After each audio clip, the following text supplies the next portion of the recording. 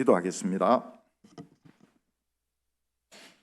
사랑이 많으신 하나님 아버지, 우리의 목자가 되어주시고 생명의 주인이 되어주심을 감사합니다. 오늘 저희들을 이곳에 부르셔서 하늘 양식으로 먹여주심을 감사합니다. 황무지와 같고 사막과 같은 우리의 마음이 옥토로 변하게 하여 주시옵소서.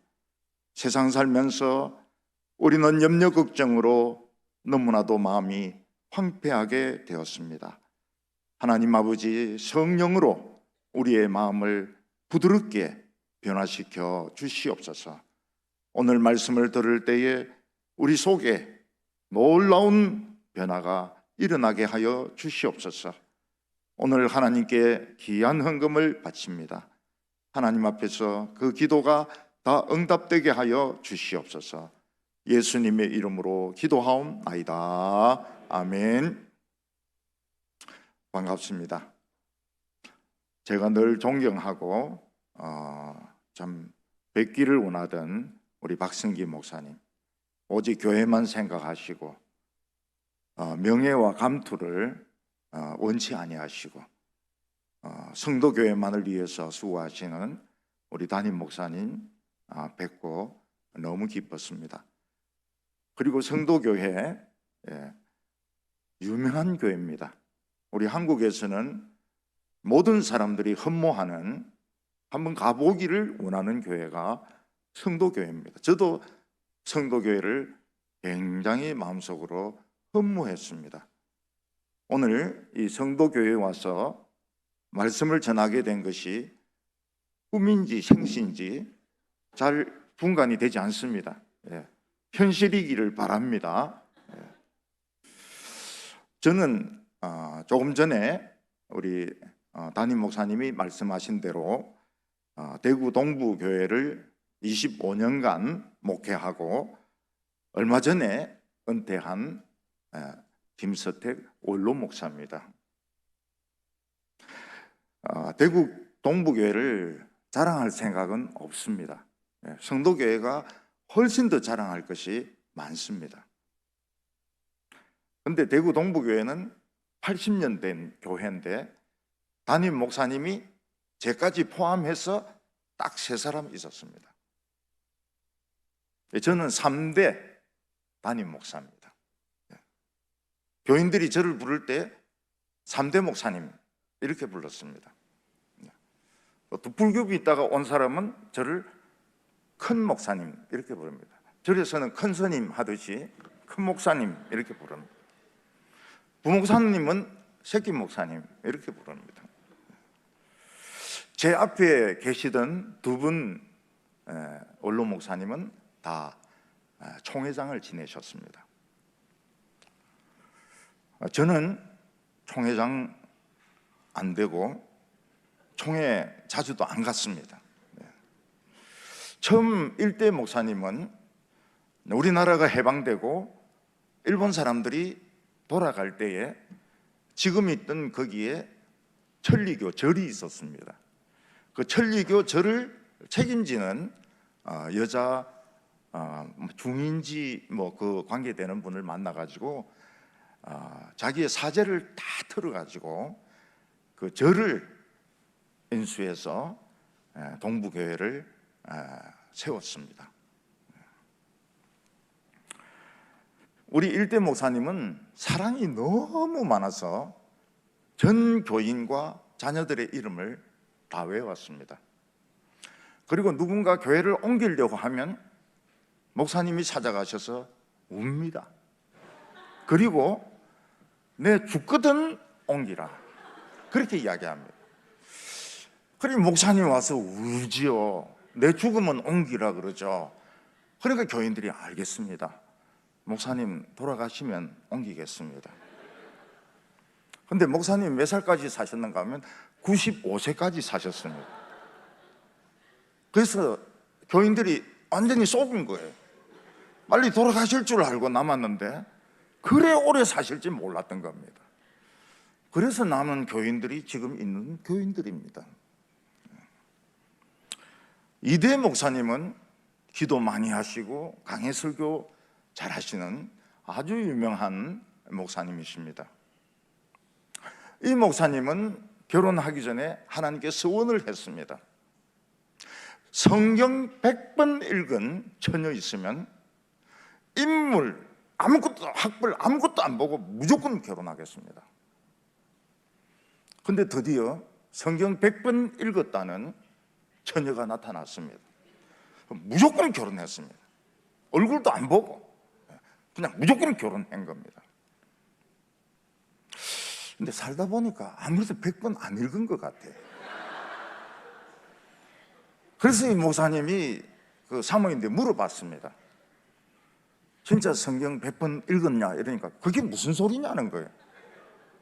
금시초문이란 거예요. 나는 100번 그런 말 들어본 적이 없다는 거예요.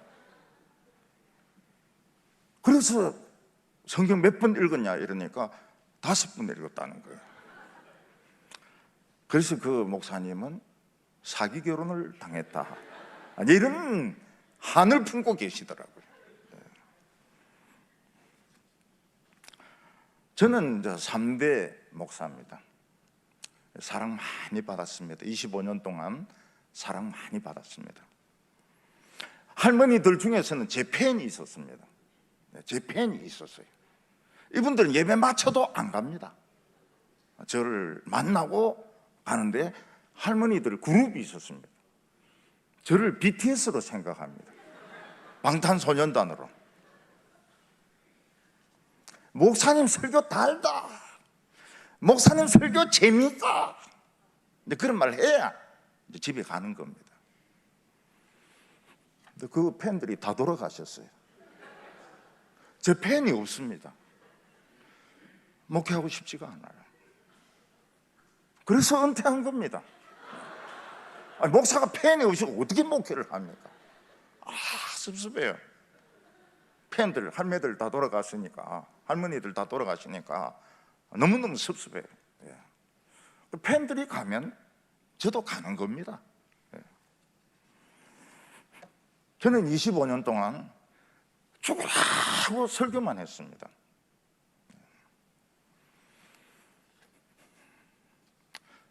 저는 제가 늙는 줄 몰랐어요. 25년 동안 저는 똑같습니다. 그런데 어느 날 노인이라 그러면서 물러나야 된다고. 제가 25년 동안 동부교회만 생각했는데 저는 가족도 없습니다. 친구도 없습니다. 뭐 아무것도 없습니다. 교회밖에 없습니다. 근데 25년 동안 죽자고 설교하고 늙어버린 거예요. 저는 집도 없고 절도 없습니다. 목사는 원래도 절이 없거든요. 갈 데가 없어요. 그래서 제가 생각을 해봤습니다. 25년 동안 무슨 일이 있었는가. 저는 25년 동안 성경 66권을 전부 다 설교하고 반 정도 설교해가지고 책으로 다 냈습니다. 그래서 성경은 제 것이 되었습니다. 성경은 제 것입니다. 하나님의 말씀은 보아라 그랬는데 성경의 보물은 제 주머니에 들어와 있습니다. 교인들 5,500명 중에서 3,000명을 보석으로 만드는데 성공했습니다. 빛납니다. 언어가 다릅니다. 눈물이 가치가 있습니다. 교인 3,000명을 다이아몬드로, 사파이어로 만들어 놓고 떠나는데 아쉬울 게 뭐 있습니까? 그냥 할머니 하나만 팔아도 이게 매덕이 되거든요. 재수 없으면 걸리는 거예요. 저는 교회에서 그렇게 말했습니다. 우리 교회의 가치는 한 2조 원 정도 된다. 2조 원 정도 된다. 그 정도만 알아놔라 그랬습니다. 동산, 부동산 이런 거 빼고, 시시한 거 빼고 2조 원 정도 된다. 엄청난 눈물의 기도가 있었습니다. 청년들이 몰려왔습니다. 여성 부흥회, 여성들만 부흥회를 하는데 매일 수천 명이 올라온, 남자 없어요. 남자 들어오면은 한복 입은 안내가 나가라 그럽니다. 여기는 당신 올 때가 못 된다고. 여성들이 울고 웃고 기뻐하고 응어리가 풀어지고 그걸 14년 동안 했습니다. 김수택 목사님 떠난다 이러니까 아, 여성 부흥회는 끝났구나 그렇게 말씀하세요. 그리고 김수택 목사님만큼 여성들을 잘 이해하는 분은 한국에 없다, 세계에도 없다. 제가 집사람한테 물어봤습니다. 그러냐 이러니까 알긴 뭐하냐고. 아, 여성들이 수천 명이 계단으로 올라오는데 무섭습니다. 무서워. 남자가 없어요. 여성들만 그냥 깨거지로 올라오는데 무섭습니다. 본당에서 남자는 제 혼자밖에 없습니다. 천사가 안 지켜주면 전 죽습니다.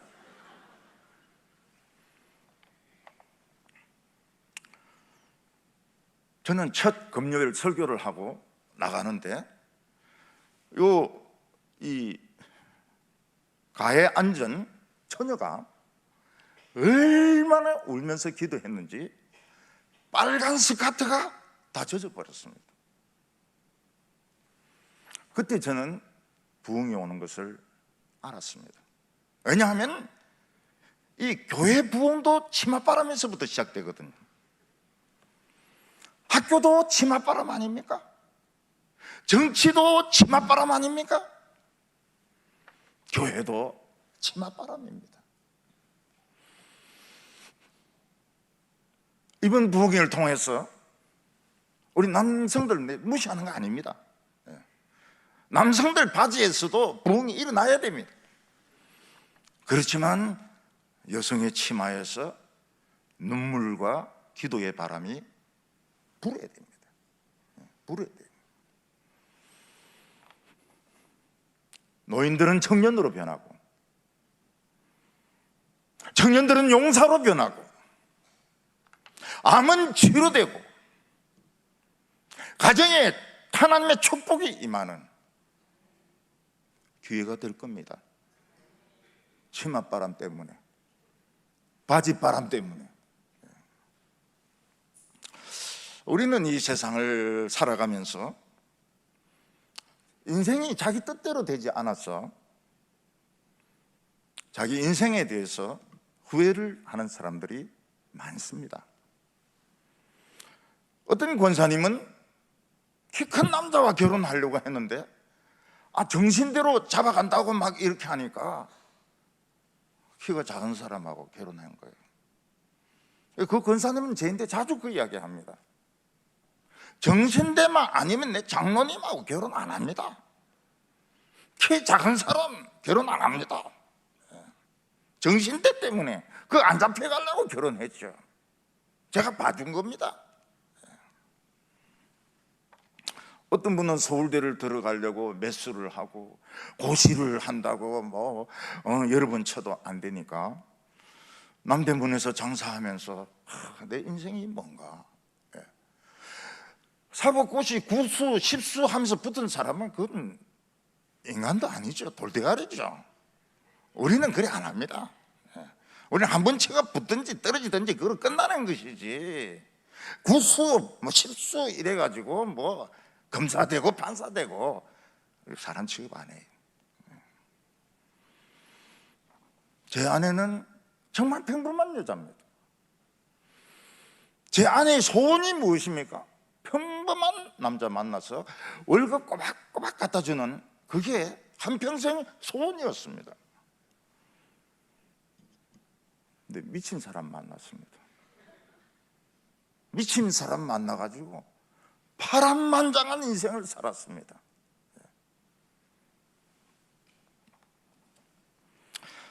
저도 인생을 살아가면서 왜 내 인생은 내 생각대로 안 풀릴까? 조금 모자라는 겁니다. 그러면서 틀어져요. 제 인생이 틀어지는 겁니다.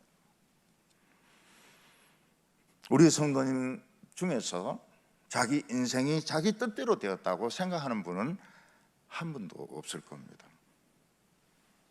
생각하지도 못했는데 성공했고, 생각하지도 못했는데 실패했고, 생각하지 못했는데도 결혼했고, 생각하지 못했는데도 서울로 오게 되었고,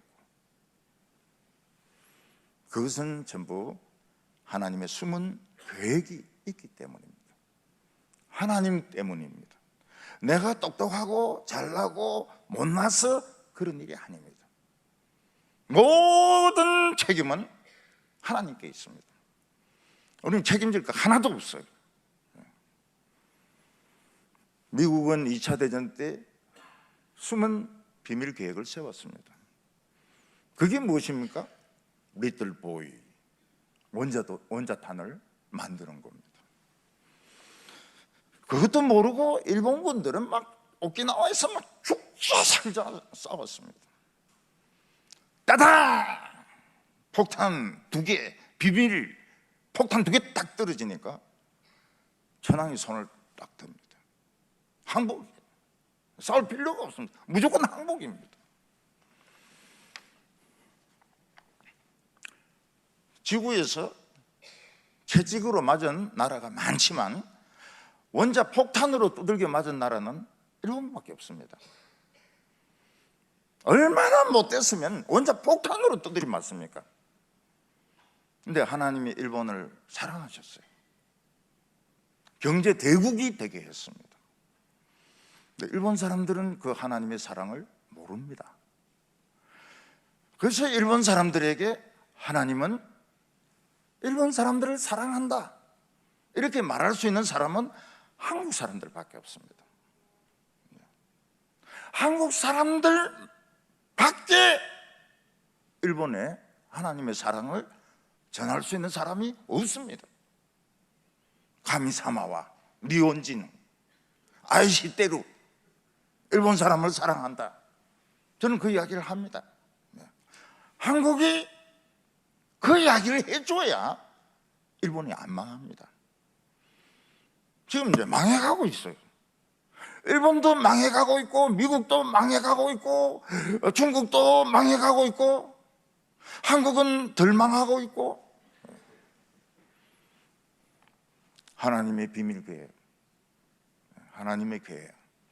너 일본 사람들 그래 하면 안 된다.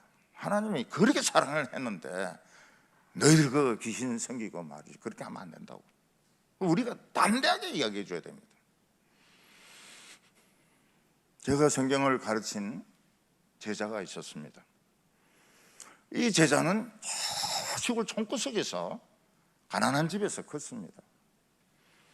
근데 머리가 좋아요. 지방의 명문대학교, 서부 경남의 경기고등학교라고 하는 진주고등학교에 시험치가 들어갔습니다. 근데 아버지는 암에 걸리고 지는 형 집에 얹혀서 학교 왔다 갔다 하는데 눈치밥을 엄청 먹는 거예요. 눈치를 안 줘도 저절로 눈치밥을 먹는 겁니다. 그러다가 학교에서 옛날에는 명문고등학교도 다 깡패들이 있었거든요. 뭐 경기고등학교, 서울고등학교 이런 데도 다 깡패들이 있었습니다. 이 깡패들이 딱 보니까 어디 촌놈이 인사도 안 하고 가니까 화장실 뒤로 데려가지고 막 두들기 팼는데 근데 피가 나오는 거예요. 각혈을 하는 거예요. 얼마나 두들이 맞았는지. 그래서 이 촌놈은, 촌 학생은 내가 이리 살아가 뭐 하겠노? 자살하자, 죽자. 그래서 새끼줄을 하나 구해가지고 뒷산에 올라가가지고 자살해 죽으려고 올가미를 만들어가 목에 이렇게 걸었습니다. 걸어가지고 이제 죽으려고 이래 하는데 어떤 할아버지가 나무 하다가 내려오면서 본 거예요. 이 할아버지가 그 지게 짝대기 들고 이놈의 새끼 니 뭐하노 이러면서 막 짝대기 들고 막 달려오는 거예요. 그래서 이 학생이 생각을 한 겁니다. 목매에 죽는 게 아프나 짝대기 맞아 죽는 게 아프나. 아무리 생각해도 짝대기 맞으면 너무 아플 것 같은 거예요. 그래서 막 얼른 목 풀고 도망을 친 겁니다.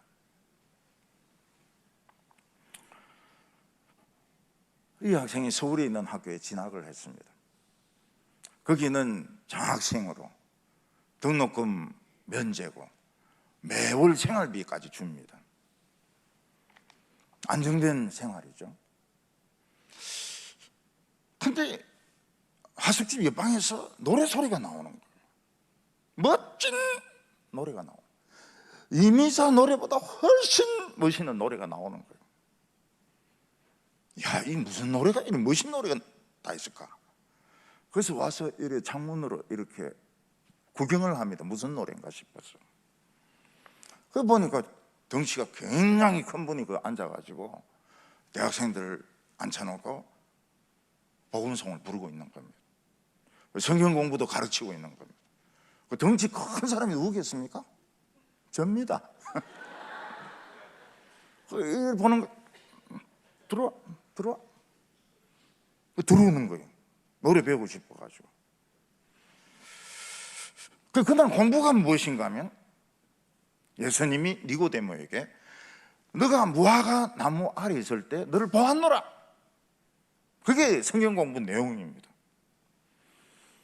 이 친구가 뭐라고 말하는가 하면 내가 소나무 밑에 있을 때 예수님이 나를 보았노라. 이래 이야기하는 거예요. 그래서 자기가 살았다는 거예요.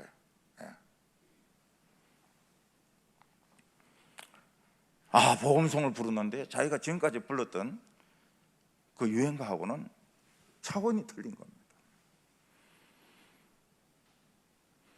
굉장히 열심히 믿었습니다. 군대를 또 서울 부근에 있는 부대에 배치받았습니다. 매주일 탈영회가 교회에 왔습니다. 교회를 해봐야 우리 아파트 집인데, 그 탈영병입니다. 그는 훌륭한 목사가 됐습니다. 목회 잘해. 목회를 아주 잘합니다.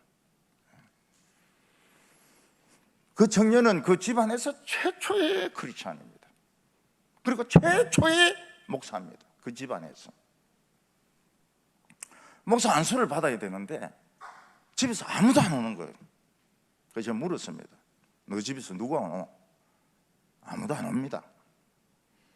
아무도 안 오면 안 된다. 다 데리고 오너라. 그래서 이제 할 수 없이 진주로 간 겁니다. 어머니 모시고 형님들 모시러 간 겁니다. 어머니, 제가 목사 되는데 오셔야 된답니다.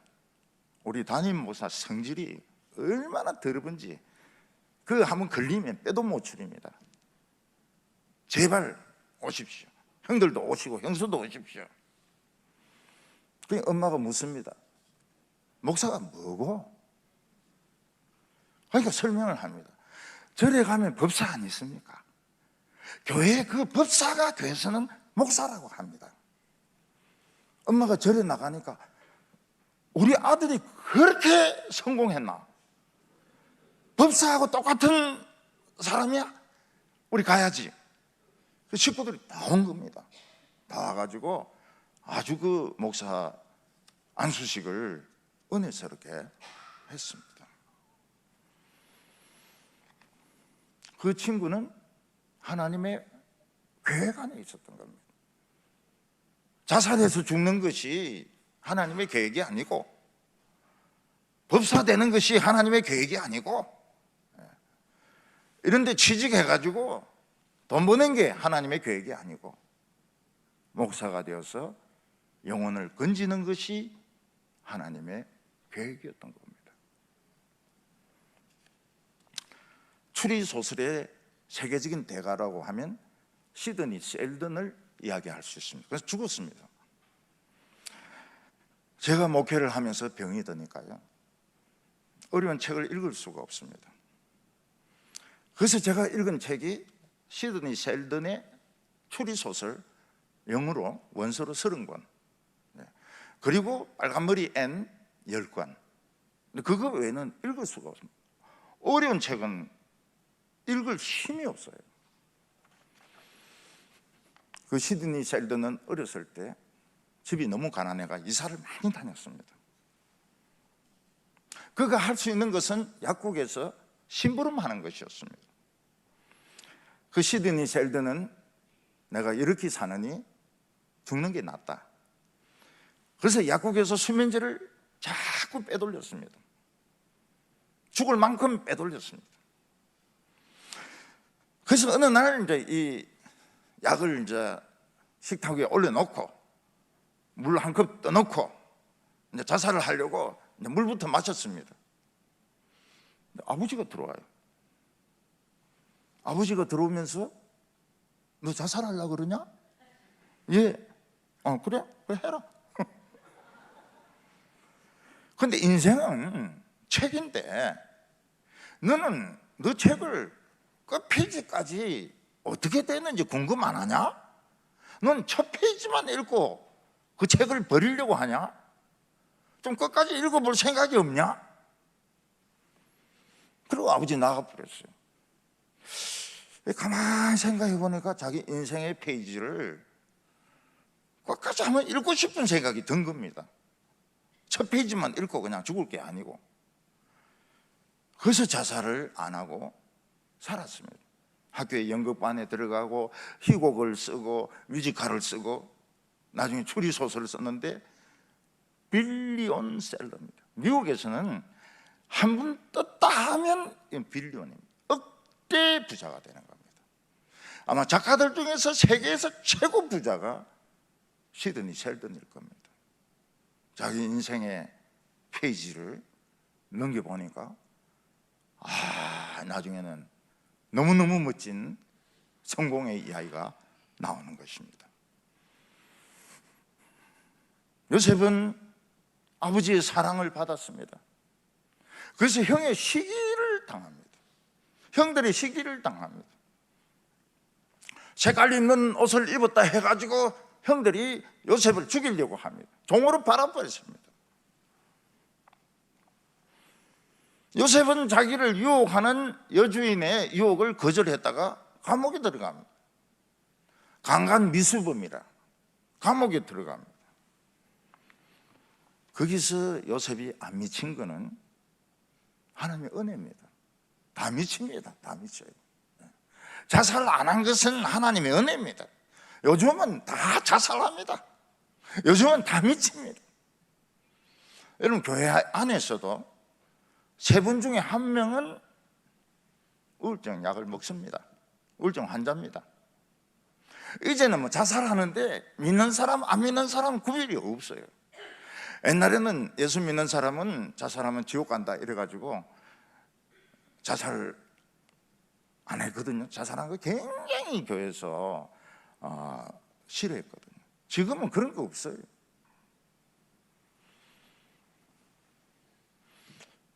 요셉의 인생은 마이너스 인생입니다. 요즘으로 치면은 카드가 엄청나게 마이너스인 거예요. 죽어야 됩니다. 미쳐야 됩니다. 자살해야 됩니다. 근데 하나님의 뜻을 기다렸더니 마이너스가 플러스가 되는 겁니다. 애굽 총리가 되었어. 수많은 사람을 굶주림에서 살리고 자기 형제들도 살리고 아버지도 만나고, 이게 하나님의 숨은 뜻입니다. 그래서 우리 예수 믿는 사람들의 불행은 불행이 아닙니다. 이거는 하나님의 숨은 계획이에요.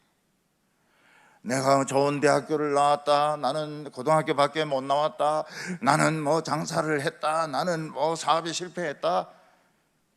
물론 우리 책임도 있겠지만은 하나님의 계획입니다. 마이너스는 마이너스가 아닙니다. 불행은 불행이 아닙니다. 하나님의 엄청난 축복이 될 수 있습니다. 오늘 안 온 사람들은 이거 모르는 겁니다. 그건 뭐라고 그러죠? 자기 팔자인 거예요. 오늘 온 사람들은 어떻습니까? 마이너스가 플러스로 변합니다. 마이너스가 플러스로 변해요. 오늘 그 성경을 읽으면 너무 명확하게 나옵니다. 오늘 첫 번째는 이 사울에게 찾아온 마이너스입니다. 하나님이 우리에게 어떤 숨은 계획을 가지고 계신지 모릅니다. 그러나 하나님은 우리 모두에 대해서 좋은 계획을 가지고 계십니다. 그런데 그 좋은 계획이 이루어질 수도 있고 안 이루어질 수도 있습니다.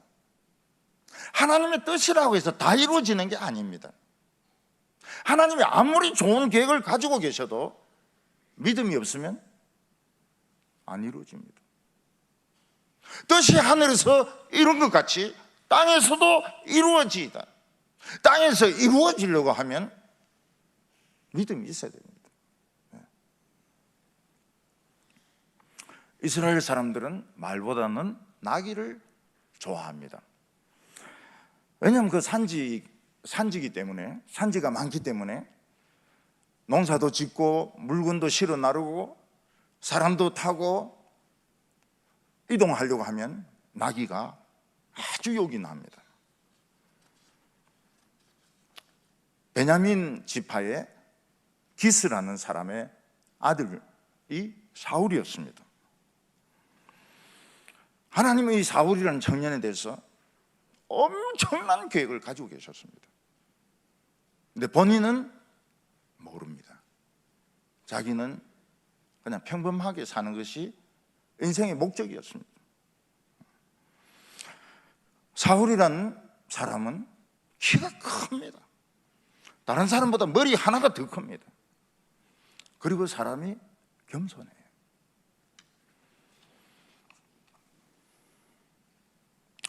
하나님은 이스라엘의 지파들 중에서 제일 작은 지파, 그 중에서도 내성적이고 부끄러움을 타는 사울에 대해서 하나님은 좋은 계획을 가지고 계셨습니다.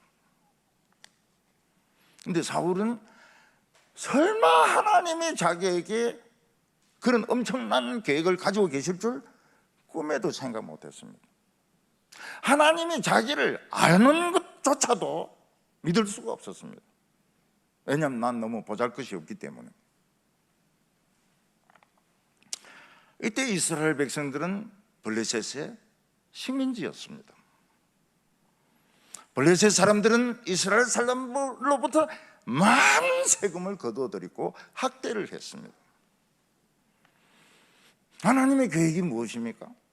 이 청년을, 이 수줍음이 많은 키 큰 청년을 왕으로 세우는 겁니다. 용사로 세우는 겁니다. 그래서 블레셋과 맞붙어 가지고 블레셋을 쫓아내고 이스라엘 나라를 세우는 것이 하나님의 계획입니다. 근데 사울은 하나님이 자기를 안다고 생각 안 합니다.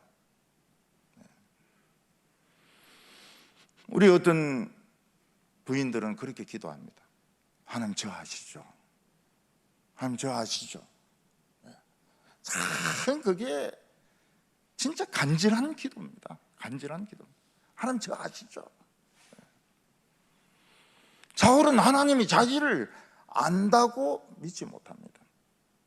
계획을 가지고 계신다고는 더 믿지 못합니다. 하나님께서는 사울을 하나님의 계획으로 끌어들이셨습니다. 그게 뭔가 하면 사울에게 큰 마이너스가 생기는 것이었습니다. 그게 뭔가 하면 사울의 집에 있는 암나귀들이 다 없어진 것입니다. 3절에 보면 사울의 아버지 기스가 암나귀들을 잃고 그의 아들 사울에게 이르되 너는 일어나 한 사환을 데리고 가서 암나귀들을 찾으라 하매, 사울의 집에서는 이 나귀들이 굉장히 중요한 재산이었습니다. 식민지 시대에, 우리나라로 치면 일제시대에 아주 중요한 재산이 나귀들이었습니다. 이 나귀들이 어느 날 몽땅 없어졌습니다. 재산에 엄청난 마이너스가 생겼습니다. 농사를 지을 수 없습니다. 물건을 옮겨서 팔 수 없습니다. 나귀를 타고 이동할 수가 없습니다. 이동 수단이 없어져 버렸습니다. 사울의 아버지 기스는 화가 머리 끝까지 났습니다. 사울에게 이야기합니다. 넌 뭐하고 있느냐? 응? 나귀들이 다 없어졌는데 넌 뭐하고 있었느냐? 너 책임지라. 여기 있는 종 하나를 데리고 와서 반드시 나귀들을 찾아오라. 당장 떠나라. 사울은 종을 하나 데리고 나귀를 찾으러 떠났습니다. 정말 광범위한 지역을 뒤집니다. 4절에 그가 에브라임 산지와 살리사 땅으로 두루 다녀 보았으나 찾지 못하고 살림 땅으로 두루 다녔으나 그곳에는 없었고 베냐민 사람의 땅으로 두루 찾아보았으나 찾지 못하니라. 평촌에도 없습니다. 그리고 압구정동에도 없습니다. 서대문에도 없습니다. 나귀가 갈 만한 곳은 다 찾아봤지만 나귀는 없었습니다. 에브라임 산지, 그건 구석 중에 구석입니다. 강원도까지 간 거예요. 나귀들은 종적이 없었습니다. 우리는 뭔가 잃어버렸을 때 굉장히 아깝습니다. 그리고 거기에 대해서 집착을 합니다. 어느 공원에 갔더니 여학생들이 막 울면서 막 뛰어다닙니다. 그래서 제가 뭐하냐 물어보니까 강아지를 잃어버렸대요. 그런데 누가 강아지를 여기서 봤다는 말만 듣고 그 공원을 뒤지고 있는 겁니다. 그것도 사흘이나 지나서 강아지 못 찾습니다. 미국에 보니까 악어들이 우글거리는 그런 큰 못이 있습니다. 그런데 여성 한 사람이 막 그냥 그 악어들 못으로 뛰어 들어가 가지고 악어 한 마리를 막 추격을 하는 겁니다. 왜 그런가 하면 자기 그 반려견을 그 악어가 물고 물 안에 들어갔거든요. 옆에 악어들이 뭐 한 30마리가 우글거리는데 그거 안 보여요. 네, 걔만 보이는 겁니다. 그 여자가 살아서 나왔을까요? 살아서 못 나왔습니다. 그 강아지가 살아서 나왔을까요? 살아서 못 나옵니다.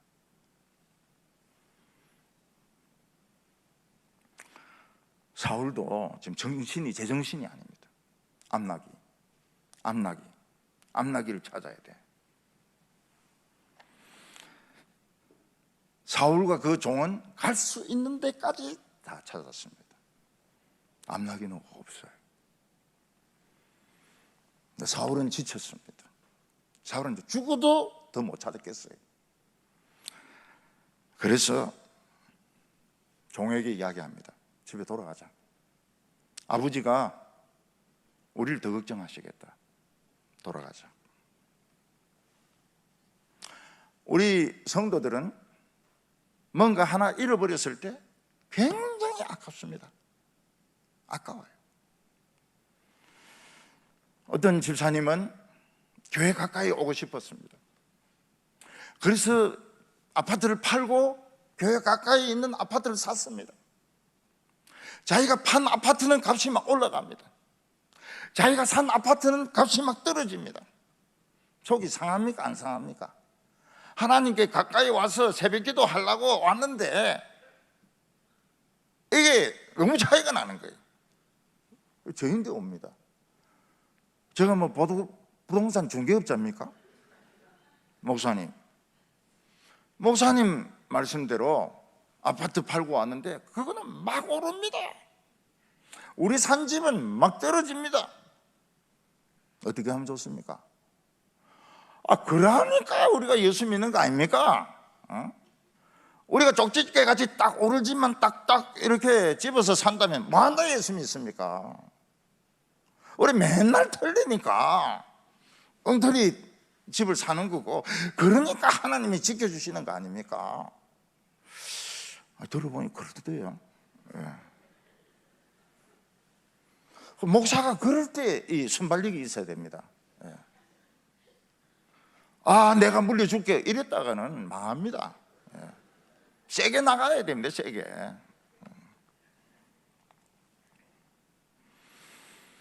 크리스찬들은 자기가 받을 돈을 못 받았을 때 굉장히 아깝습니다. 너무너무 아까워요. 그래서 입에서 계속 돈 소리가 막 납니다. 돈 소리가 막 나요. 신앙이 깊으면 깊을수록 어떻게 됩니까? 더 집착을 합니다. 굉장히 집착합니다. 손에 대해서, 마이너스에 대해서. 목사님은 어떨까요? 목사님은 더 합니다. 정신병자 수준으로 더 집착을 합니다. 우리 예수 믿는 사람들은 그래요. 굉장히 작은 손해에 민감하고 집착하고 용서를 안 합니다.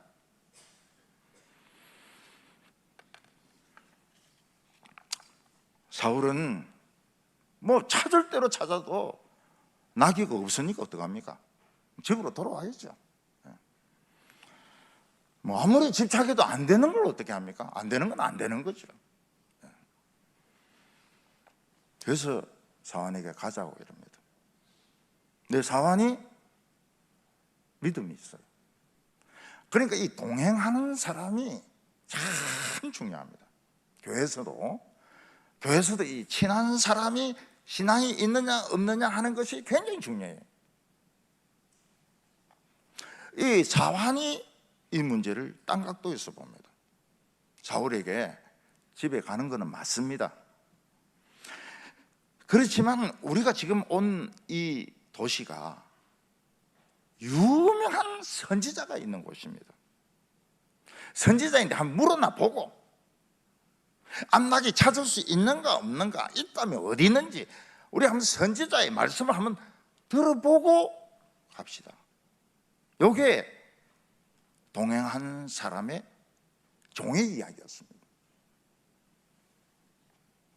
6절에 그가 대답하되 보소서, 이 성읍에 하나님의 사람이 있는데 존경을 받는 사람이라.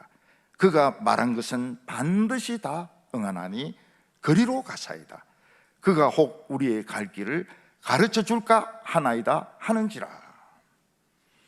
모든 사람들은 길을 찾고 있습니다. 어디가 길인가? 내가 행복할 수 있는 길은 어디에 있는가? 내가 성공하고 축복받을 수 있는 길은 어디에 있는가? 내가 건강할 수 있는 길은 어디에 있는가? 길을 찾고 있습니다. 누구를 만나야 길을 찾을 수 있는가?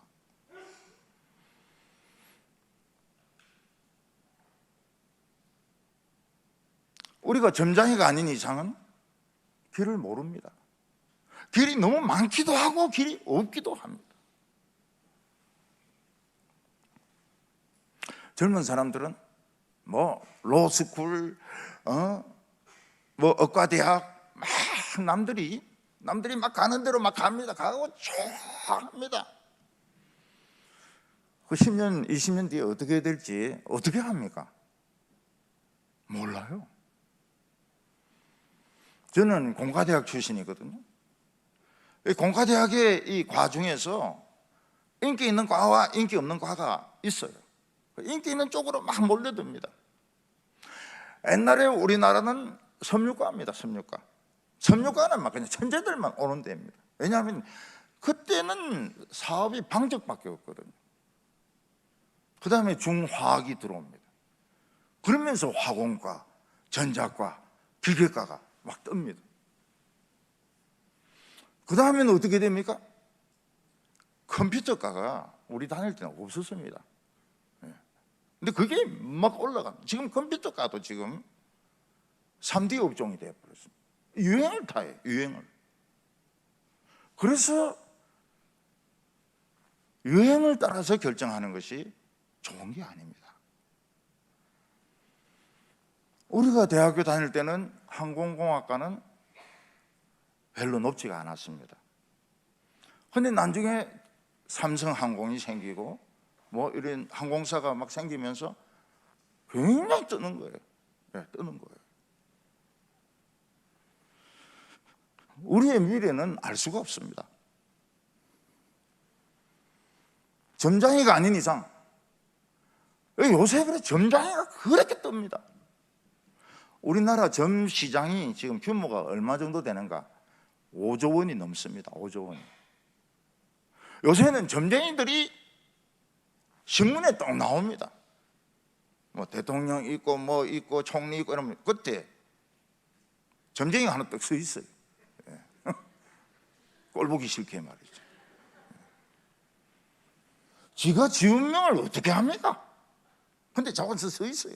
예. 우리나라 아주 고관은 부인이 점쟁이입니다. 그래서 기자가 묻습니다. 역수를 하고 점을 치고 이게 사실이냐? 맞다는 거예요. 자기 공부했다. 자기 전문가라는 거예요. 자기는 관상도 하고 손금도 보고 다 한다는 거예요. 왜 그런 걸 하냐 이랬더니 우리 남편이 고위직 아니냐. 하버드 나왔거든. 굉장히 높거든. 의지할 거는 점밖에 없다는 거예요. 점밖에. 여러분 점 치는 거는 제일 수준이 떨어지는 겁니다. 점 빼는 거는 괜찮습니다. 미용을 위해서 점 뭐 4개, 5개 빼도 괜찮아요. 점 치는 거는 이건 짐승도 안 하는 겁니다. 근데 그 남편은 하버드 박사인데 부인은 점쟁이라. 우리에게 인생에 마이너스가 생겼을 때, 어려움이 생겼을 때, 자녀들에게 길이 막혔을 때 무엇이 답입니까?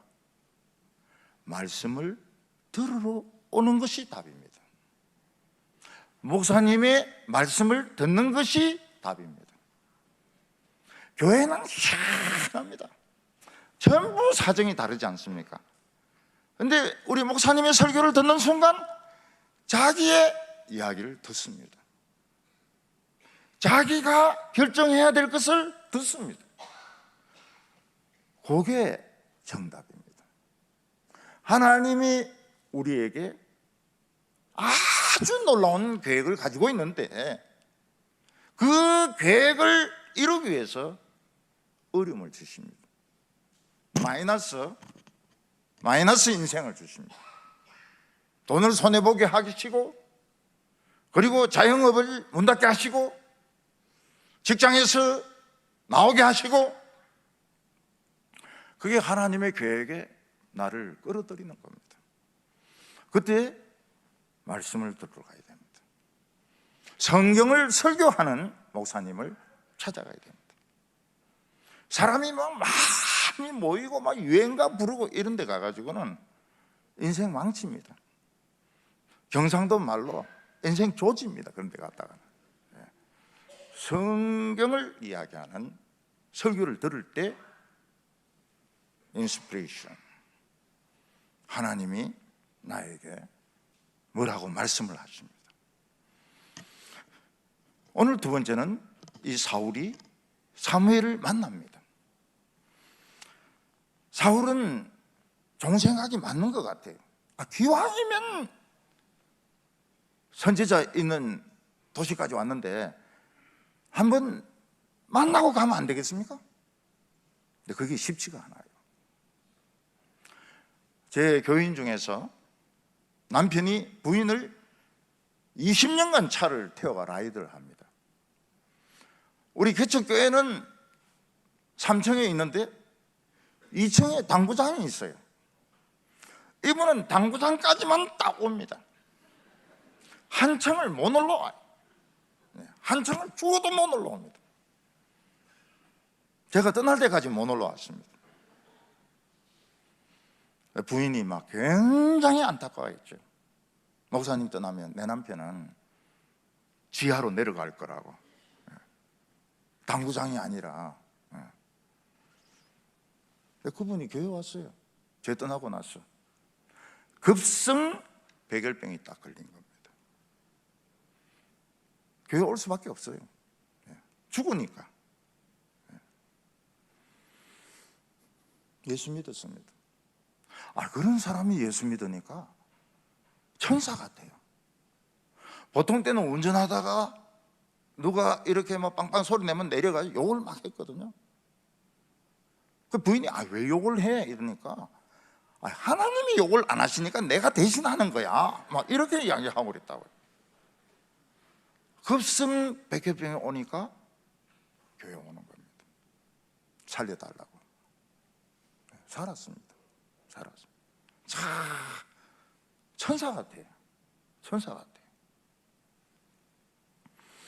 제가 설교하면 저인데 와서 그렇게 이야기합니다. 내년에도 또 오세요. 내년에도 또 오세요. 저는 대답을 안 하죠. 근데 제 아내가 대답을 다 합니다. 예, 걱정하지 마세요.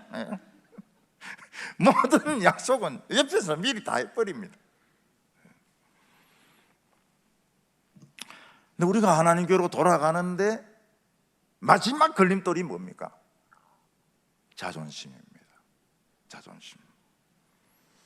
근데 이 초라한 모습으로 하나님의 선지자를 만나는 것은 참 정말 부끄럽다. 부끄럽다. 하나님의 선지자를 만나려면 뭐 선물을 가지고 좀 당당하게 가야 되는데 그냥 몇 주일을 돌아다니니까 땀 냄새 나죠. 먼지 뒤집어섰죠. 돈은 하나도 없죠. 빵도 없죠. 이래가지고 어떻게 선지자를 만나겠냐고. 그래서 선지자를 못 만납니다. 교회 앞에까지 왔으면, 마당까지 왔으면, 한번 들어가서 예배를 드리면 하나의 음성을 듣습니다. 근데 마당까지 와놓고 부인을 실어 와놓고도 못 들어와요. 자존심 때문에. 자존심 때문에. 하나님께 돌아오는데 마지막 장애가 뭔가 하면 자존심입니다. 뭔가 성공한 모습으로, 뭔가 당당한 모습으로, 멋진 모습으로. 근데 하나님 그걸 원하십니까? 하나님은 원하지 않습니다. 우리는 있는 모습 그대로, 쫄딱 망한 모습 그대로, 남자인데 체인 모습 그대로, 울어가지고 눈이 퉁퉁 부은 모습 그대로. 하나님은 심장을 좋아하세요. 드라큘라 같이 심장을 좋아하시는데 상한 심령을 좋아하신다는 거예요. 썩어가지고 비린내가 나고 썩어서 썩는 냄새가 나는 그런 심장을 좋아하신다는 거예요. 그래서 냄새 나는 사람들은 다 교회 오라 그러세요. 목사님 교회가 그렇게 냄새 나고 썩은 냄새 나면 되겠습니까? 전도의 문이 열리겠습니까? 그게 하나님 원하시는 거예요.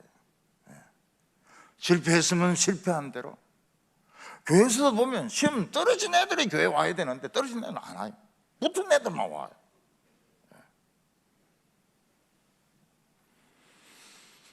사람들은 다른 사람이 창피해가지고 마음속에 있습니다. 설교 듣고 싶은 마음도 있어요. 어릴 때 교회 다녔습니다. 근데 자존심 때문에 못 들어오는 거예요. 목사님이 자기를 보고 뭐라고 생각하실까? 얼마나 나를 가소롭게 생각하실까? 그래서 못 오는 거예요. 지금 못 오는 사람은 그래서 못 오는 사람들이 수두룩합니다. 수두룩. 자존심 때문에. 렘브란트가 그린 그림 중에서 돌아온 탕자라는 그림이 있습니다. 탕자가 돌아온 것을 아버지가 이렇게 끌어안고 있는 그림입니다. 탕자가 아버지께 돌아오는데 걸림돌이 된 게 뭡니까? 자존심이었습니다. 자기는 사업에 성공해서 돈 많이 벌어서 자가용 타고 롤즈로이스 몰고 그리고 오고 싶었는데 거지가 돼서 맨발로 돌아올 자신이 없는 거예요. 근데 이 아들은 자존심을 버립니다. 내가 굶어 죽는 것보다는 사는 게 낫다. 지금 오늘 우리가 지금 살아있는 거는 엄청난 축복입니다. 죽는 것보다는 사는 게 훨씬 나아요. 저 교인들인데 그럽니다. 죽지 말라고. 죽는 것보다는 사는 게 얼마나 대단하냐. 지금 죽어 있어 봐라고. 아니 무덤에 그 춥죠. 아무도 안 찾아오죠. 새가 와서 똥이나 누죠. 지금 살아있으니까. 서울의 최고 중심지 남대문, 명동, 신세계, 헌세계 막 돌아다니지 않습니까? 아들이 뭐라고 말합니까? 저를 아들로 받지 마세요. 저를 종으로 받아주세요. 자존심을 딱 버립니다. 아버지는 무슨 소리 하냐? 딱 끌어안습니다. 그리고 새 옷을 입히고 가락지를 끼우고 신발을 챙기고 제일 살찐 짐승을 잡아서 잔치를 합니다. 형이 입이 이만큼 나왔습니다. 아버지, 나는 아버지를 위해서 이렇게 수고를 했는데 염소 새끼 한 마리 안 주더만 집에 돈 빼가지고 나가서 술 마시고 더러운 짓 한 이놈이 망해서 오니까 이 살찐 짐승을 잡아요? 그때 아버지가 뭐라고 말합니까? 그 아들은 죽었고 지금 새 아들이 돌아왔다. 옛날 그 못된 아들은 잃어버렸고 새 아들을 찾았다. 지금 온 것은 옛날 그 아들이 아니다. 네가 미워하고 욕하는 그 아들은 죽었다. 저는 그 말에 은혜 많이 받았습니다. 못된 짓 하든 우리는 죽었습니다. 잃어버렸어요. 없어져 버렸어요. 저희들은 누굽니까? 새 아들입니다. 새로 찾은 아들입니다. 이게 아버지 사랑입니다. 헨리 나우엔이라는 사람은 돌아온 탕자 이 그림을 몇 시간 동안 봅니다. 그리고는 진품을 보고 싶어요. 렘브란트의 돌아온 탕자 진품이 어디 있는가 하면 러시아의 상테스부르크 박물관에 있습니다. 이 사람이 거기를 가요. 거기를 가서 잠깐 보고 나와야 됩니다. 렘브란트 그림은 유명하기 때문에 오래 서서 볼 수가 없어요. 박물관 직원에게 헨리 나우엔이 이야기합니다. 하루 종일 이 그림을 볼 수 없냐고. 그러니까 그 박물관 직원이 볼 수 있다고. 그래서 사람들이 안 보이는데 의자를 하나 놔줍니다. 이 사람 하루 종일 돌아온 탕자 그림만 봅니다. 그리고 웁니다. 그리고 내가 탕자구나. 우리 모든 인간이 탕자구나. 우리는 돌아와야 되는 탕자다.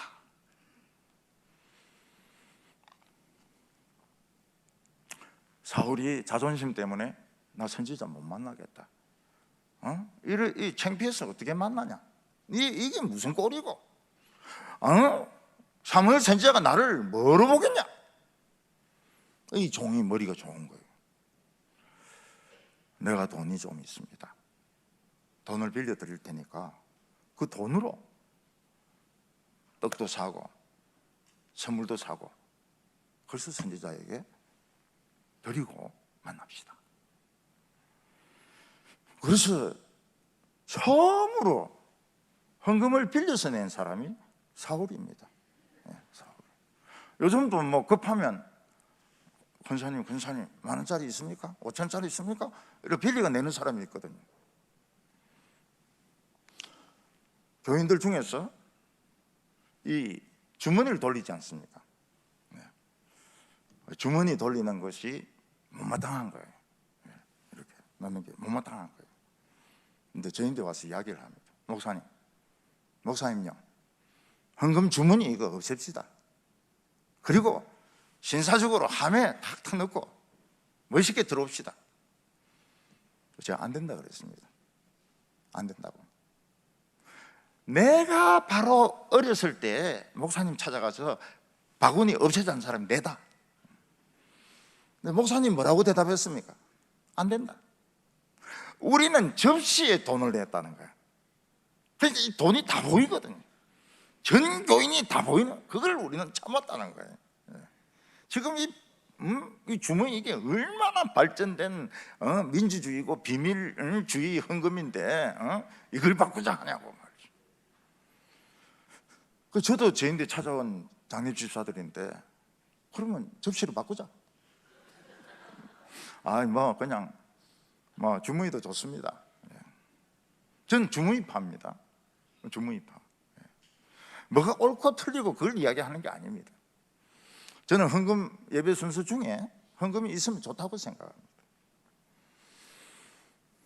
사울은 돈을 빌려가지고 예물을 준비해서 사무엘을 찾아갔습니다. 그래서 옆에 있는 사람 말 한마디가 인생을 바꿉니다. 옆에 있는 사람이. 옆에 있는 사람이 뭐라고 이야기하느냐에 따라서 운명이 달라집니다. 나 교회 안 간다, 안 간다. 이래 해도 가입시다. 그러면서 헌금도 넣어주고 이래 바지도 억지로 입혀주고 그러면 투닥투닥 하면서 말이지. 교회 와가지고 설교는 왜 이렇게 기나? 이러면서 신경질 내는데 나중에 점점 앞으로 옵니다. 나중에 맨 앞에서 박수치고요. 선교사로 간다고 그래요. 그것도 말리려면 힘듭니다. 그 선교사 가지 말라고 말린다면.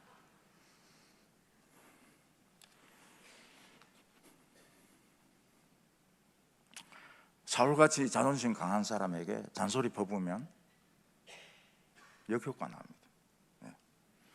남자들은 이 잔소리 하면 좌우간 안 들어요. 들을 것도 안 듣습니다. 그래서 이 머리를 잘 써야 돼요. 근데 사무엘은 한 성읍에만 있는 게 아니고 여러 성읍을 투어하면서 말씀을 가르치고 제사 드리고 예배 드리는 선지자였습니다. 왜냐하면 선지자가 없었기 때문에.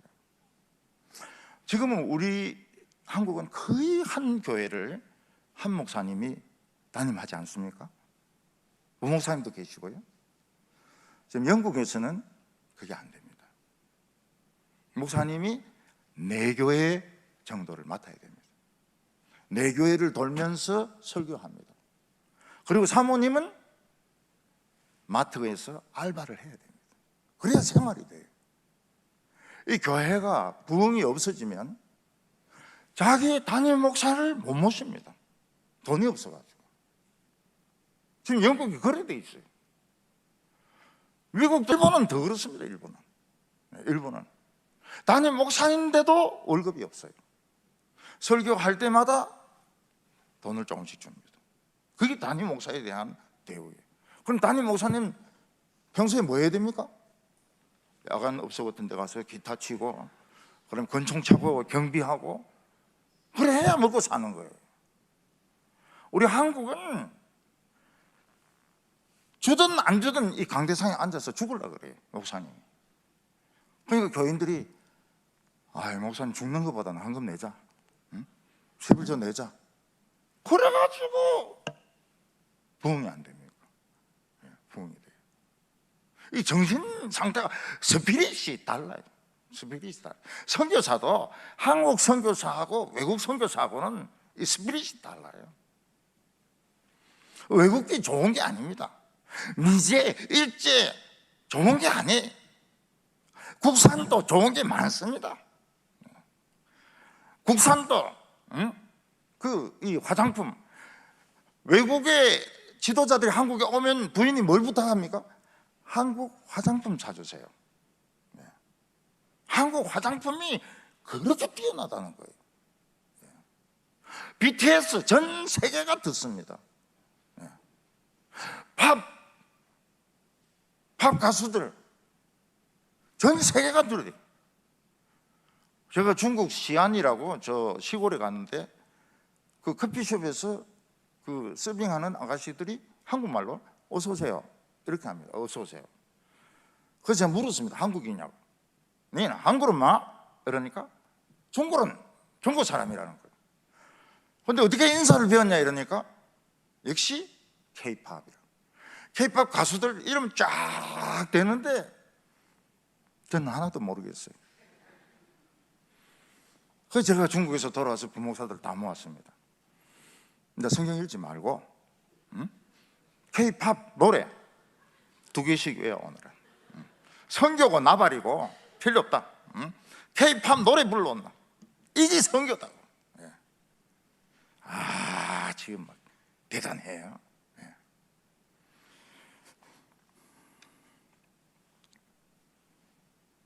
사울은 방향을 틀었습니다. 그냥 포기하고 집으로 가고 자존심 세우려고 하다가 자존심을 꺾고 종의 돈을 빌려가지고 선지자를 만나러 갔습니다. 일이 풀리기 시작하는 거예요. 뭐가 일이 풀립니까? 딱 그 시간에 선지자가 그 성에 있는 겁니다.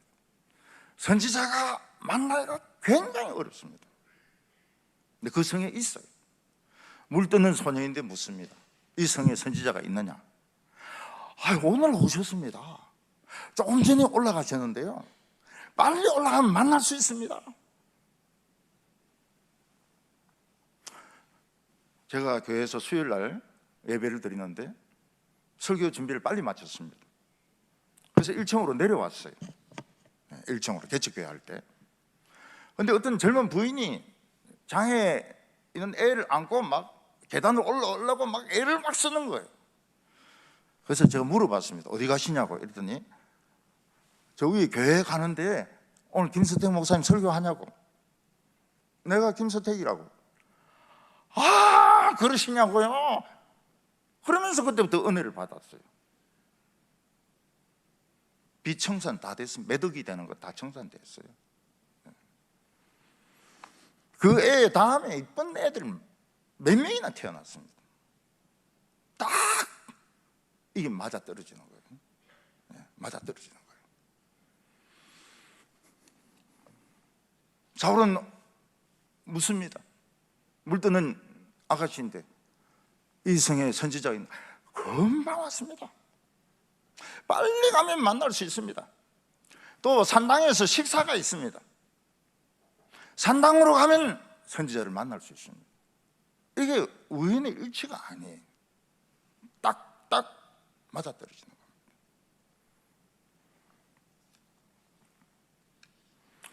옛날에 밀가루 푸대를 이렇게 풀 때, 시멘트 푸대를 풀 때 요 끝을 잘 잡아야 됩니다. 허리가 잘 당기면 소로로 딱 풀립니다. 근데 그 매듭을 잘못 잡으면 이빨로 물어뜯고 칼로 찌르고 이래도 안 뜯겨요.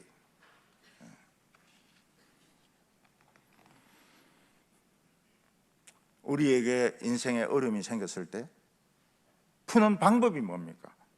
자존심 버리는 겁니다. 있는 모습 그대로, 상한 심령 그대로, 남자인데 체인 그대로, 학교에서 실패한 그대로 말씀 들으러 오는 겁니다. 그러면 풀리기 시작합니다. 첫 단추부터 풀리기 시작합니다. 사울은 하나님이 미리 사무엘에게 이야기합니다. 내일 이맘때 한 청년이 찾아올 거라고. 베냐민 지파의 한 청년이 찾아올 텐데 기름을 부어가지고 앞으로 이스라엘 왕으로 삼으라고.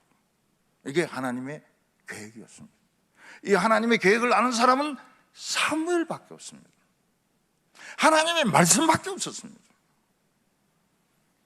사울이 성을 들어가니까 머리가 허연 노인이 있습니다. 묻습니다. 선지자 집이 어디입니까? 내가 선지자다. 내가 사무엘 선지자다. 산당에 올라가라. 거기서 식사하자. 거기서 너를 만나겠다고. 네가 지금까지 속되오면서 찾던 나귀들은 다 돌아왔다. 하나님이 다 돌아오게 하셨다. 나귀들 걱정하지 마라. 너는 거기서 나를 기다리라고 이야기를 합니다. 그래서 우리 인생의 마이너스는 찬스입니다. 무슨 찬스입니까? 말씀을 들을 수 있는 찬스입니다. 목사님의 말씀을 들으면 내 이야기가 나옵니다. 내 이야기가 나와요. 어떤 분은 의심을 합니다. 우리 교회 간첩이 있구나. 누가 이 목사님에게 꼬질렀을까? 아, 저 권찰이다. 그래서 막 권찰을 미워하고 막 이렇게 합니다. 그래 하지 마세요. 예. 다 성령님이 하시는 겁니다. 성령님이. 예. 오늘 세 번째로 하나님의 놀라운 뜻이 나타납니다. 사울 청년은 사무엘이 말한 대로 산당으로 올라갑니다. 거기서 어른들이, 우리로 치면은 장로님들, 원로 장로님들이 한 30분이 앉아 계셨어요. 머리가 허연 분들이 앉아 계십니다. 사울은 서열로 맨 꼴찌입니다. 맨 끝에 그냥 몸을 움츠리고 앉아 있습니다. 그때 사무엘이 와서 사울을 오라 하더니 최고 상석에 딱 앉힙니다. 새파랗게 젊은 사람을 최고 상석에 딱 앉게 합니다. 그리고 사람들이 음식을 분배하는데 따로 남겨두라고 했던 넙죽다리 갈비 가지고 오라는 거예요. 최고 맛있는 거 양념갈비 가지고 오라는 거예요. 그걸 사울에게 딱 줍니다. 갈비 맛있게 하려면 칼질을 해야 됩니다. 양념을 넣어야 됩니다. 배를 짜가지고 넣어야 됩니다. 입에서 싹 녹아야 됩니다. 그거를 사울 앞에 딱 갖다 놓는 겁니다. 지금 사울은 거지입니다. 한 2주 동안 씻지도 못하고 머리도 못 감고 옷도 갈아입지 못하고 완전히 막 냄새가 나고 더럽고 초짓고 이런데 최고 상석에 최고 맛있는 것으로 딱 먹게 합니다. 왜 그렇습니까?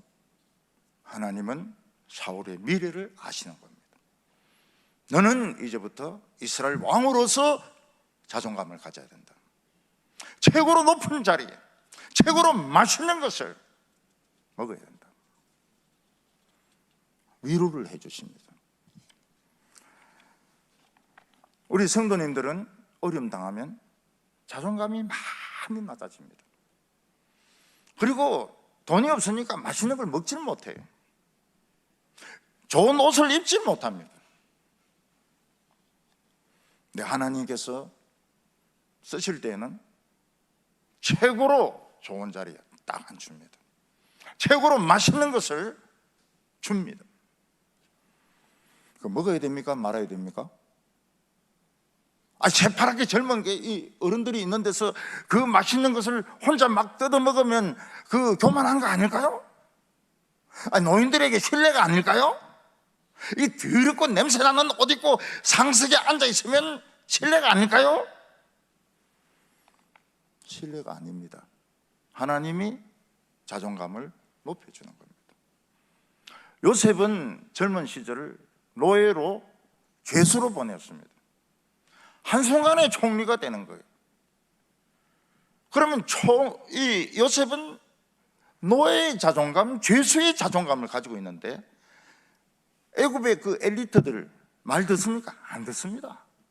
명문대 출신들 말 안 듣습니다.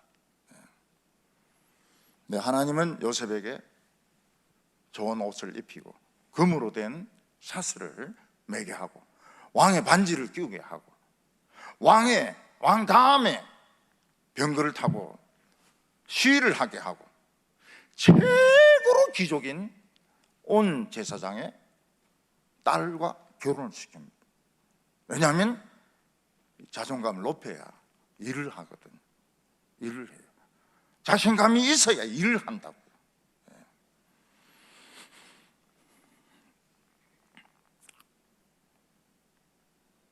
그래서 때로는 우리 성도들이 좋은 집에 살 수도 있어요.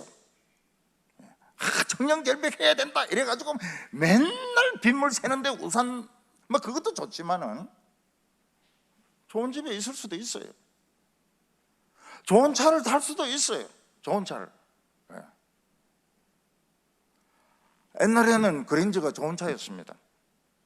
제 앞에 목사님이 교회에서 그랜저를 사줬어요. 대구가 난리가 났습니다. 동북의 목사님 말이지 그랜저 타고 다닌다고. 이 목사님이 그랜저 팔아버렸어요. 그리고 그 밑에 차를 산 겁니다.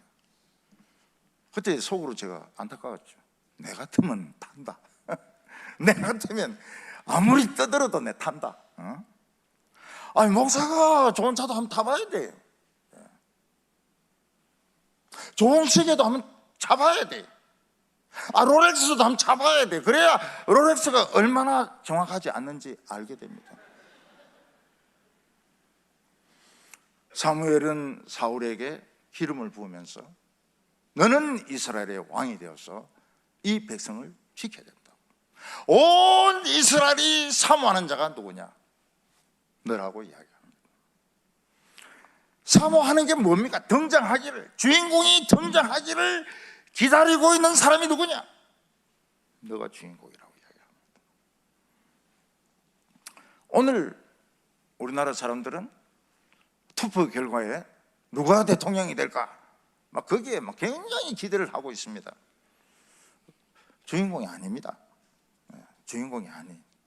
온 백성이 사모해야 될 사람들은 오늘 말씀을 듣는 여러분들입니다. 아멘 안 합니까? 네.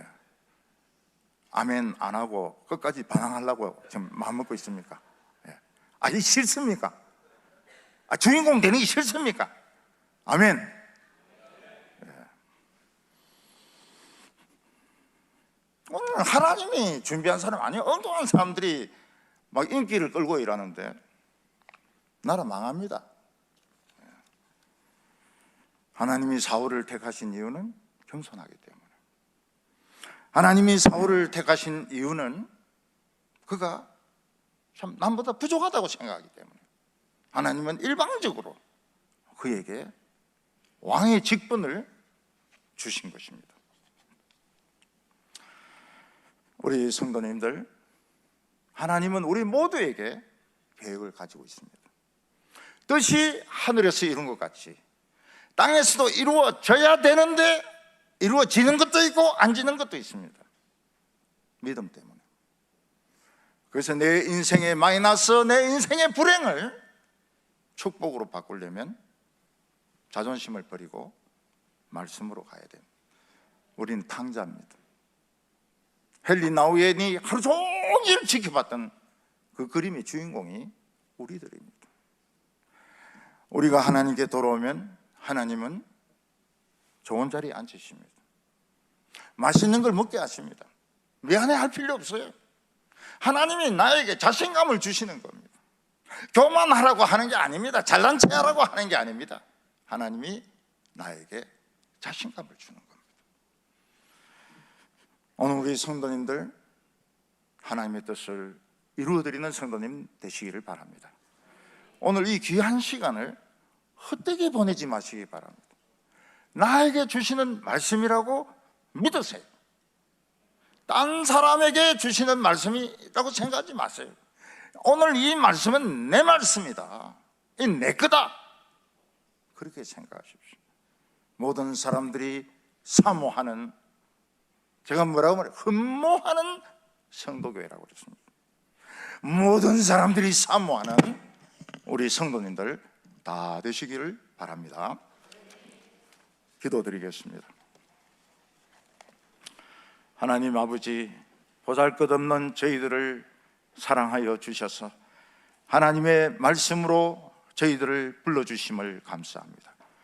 저희들은 세상에서 지쳤습니다. 피곤합니다. 부끄럽습니다. 하나님께 나아갈 자신이 없습니다. 모든 자존심 버리게 하여 주시고 하나님께로 돌아가서 하나님의 품에 안기기를 원합니다. 저희들에게 말씀을 주소서, 저희들에게 비전을 주소서, 저희들에게 꿈과 환상을 주시옵소서. 그래서 하나님 뜻을 이루어드리는 귀한 성도들 되게 하여 주시옵소서. 예수님의 이름으로 기도하옵나이다. 아멘.